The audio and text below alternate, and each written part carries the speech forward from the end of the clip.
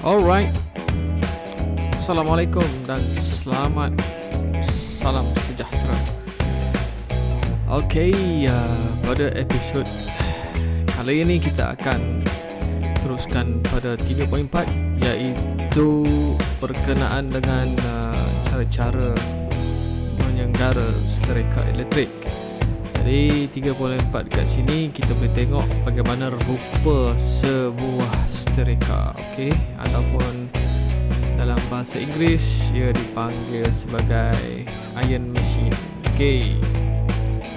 Fungsi seterika ini adalah untuk memanaskan dan menghilangkan kedutan pada pakaian. Okey.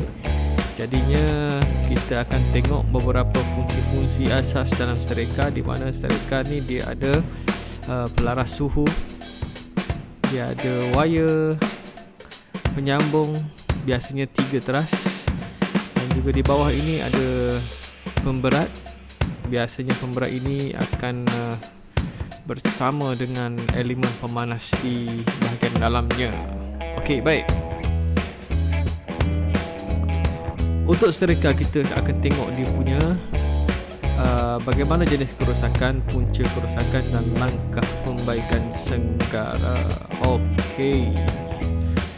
Yang pertama sekali, jika kita dapati bahawa seterika kita tidak berfungsi ataupun tidak panas, okey, ada beberapa kemungkinan punca kerosakan, iaitu yang pertama, tiada bekalan. Tiada bekalan bermaksud tiada arus ataupun tiada elektrik yang masuk ke dalam seterika kita.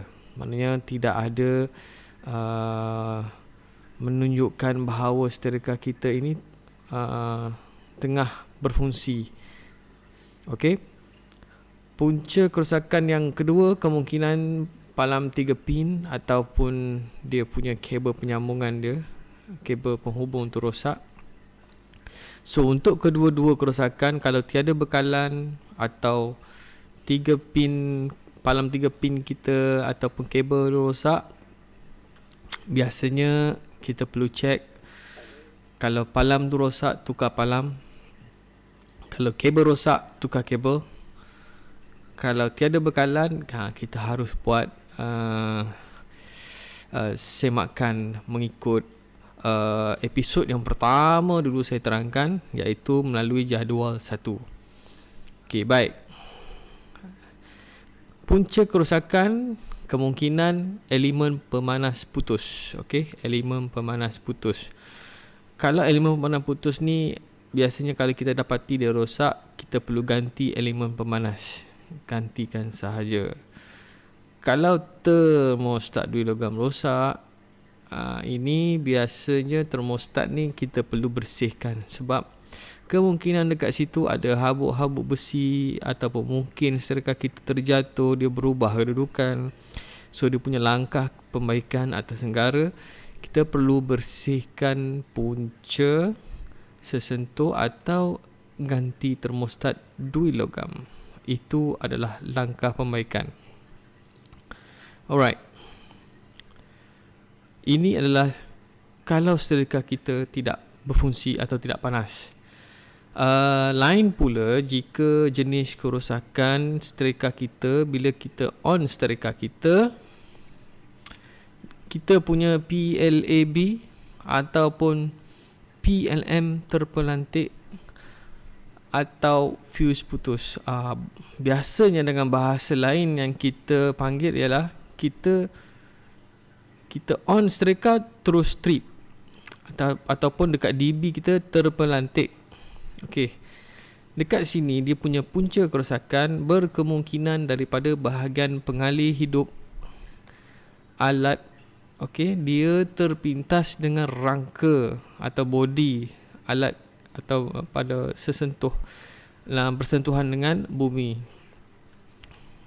Kalau kita dapati ini puncanya, kita perlu membersihkan alat tersebut daripada habuk. Kemungkinan ada terdapat kelembapan atau kotoran. Pastikan tidak ada bahagian pengalih hidup bersentuhan dengan rangka alat. Okey. Kemungkinan punca kerosakan yang kedua, palam 3 pin atau kabel penghubung kita, okey, dia terpintas, ada short kat situ. Biasanya kalau short ni kita perlu tukarlah palam 3 pin kita, atau kita tukar pada kabel punya penghubung. Okey. Kalau penebat mika ataupun asbestos bocor ataupun pecah, kalau ini adalah kemungkinan kerosakannya, kita tak boleh buat apa. Kita perlu melupuskan alat tersebut, kerana jarang ada alat ganti bagi komponen ini. Sekiranya pada D, elemen pemanas terpintas. Elemen pemanas terpintas bagi seterika ini kita ganti dengan elemen pemanas yang bersesuaian dengan seterika kita. Elemen pemanas ni senang, ada dapat spare part dia. Okey. Kadar PMM ataupun fuse tidak sesuai. Okey, jika kita tengok kita on semasa kita menggunakan seterika, kita sedang menggosok baju ya.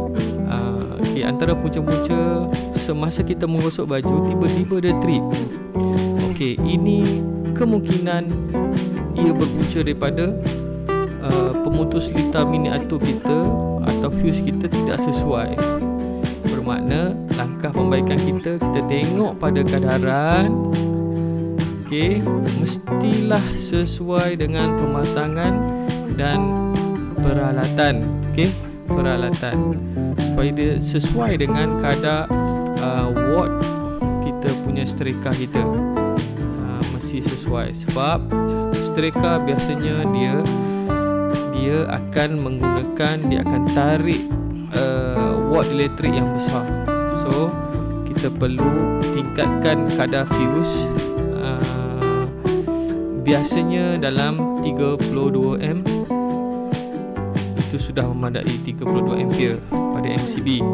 Sebenarnya besar 30 amp tu, biasanya kita pakai 16. Okey, 16 sahaja. Okey, alright. Punca kerosakan seterusnya, okey, kalau seterika kita mengalami suhu yang tidak boleh dikawal. Suhu yang tidak boleh dikawal ni dia berkait rapat dengan termostat dui logam. Termostat dui logam ni kebarangkalian rosaknya adalah tinggilah. Jika suhu tak boleh dikawal, kita perlu membuat langkah ganti termostat dui logam. Kita ganti termostat dui logam. Alright. Okey. Kerosakan seterusnya pada seterika ialah pada seterika tersebut lampu penunjuk tidak menyala. Kita dah on dah switch dekat plug rumah kita. Kita dah pasang plug, kita on, tapi dekat seterika kita lampu dia tidak menyala. Alright.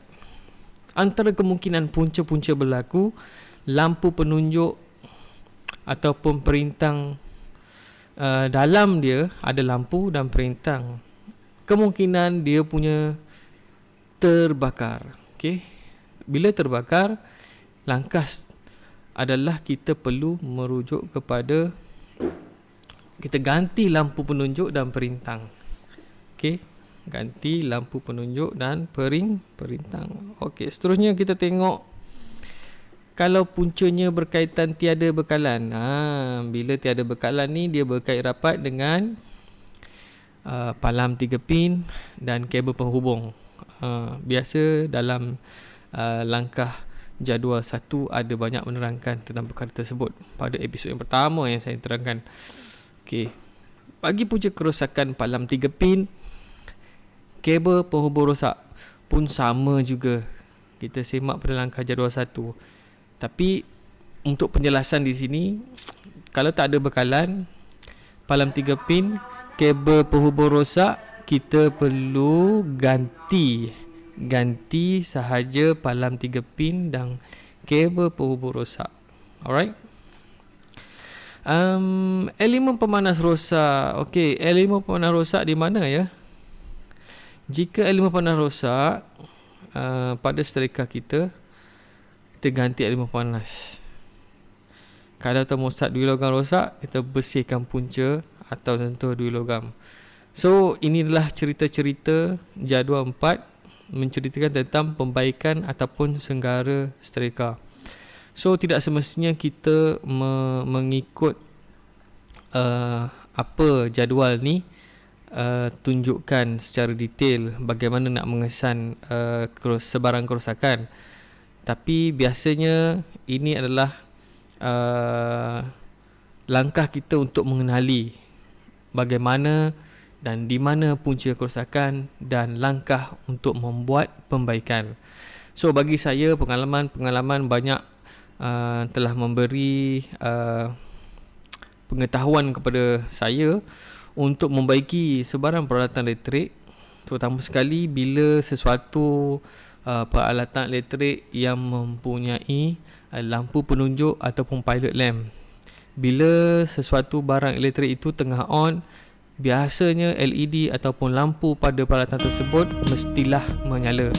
Jika tidak menyala, kemungkinan ada beberapa kerosakan yang perlu kita perbaiki di dalamnya. Okey. Dan sebelum kita membuat pembaikan, biasanya kita perlu lihat dulu adakah barangan elektrik kita adalah dalam keadaan masih lagi ada waranti, dan jika ada waranti, terus hantar peralatan tersebut ke syarikat-syarikat elektrik yang ada menyediakan servis waranti untuk menukar, ganti atau membaiki alat tersebut. Sekiranya sudah tiada, tamat tempoh waranti, barulah kita membuat pembaikan sendiri.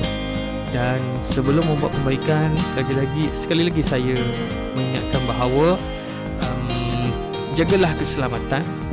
Pastikan semasa membuat pembaikan kita mematuhi segala langkah keselamatan supaya kita tidak mengalami kemalangan ataupun mengalami renjatan elektrik. Alright. So sekadar itu penerangan untuk setrika elektrik. Saya harap selepas ini jika ada tidak faham boleh bertanya terus untuk kita sentiasa berbincang mengenai langkah-langkah pembaikan dan mengenal pasti beberapa komponen-komponen yang perlu dilakukan untuk penyelenggaraan lanjut. Alright, sekian dulu daripada saya. Jumpa pada episod akan datang. Terima kasih.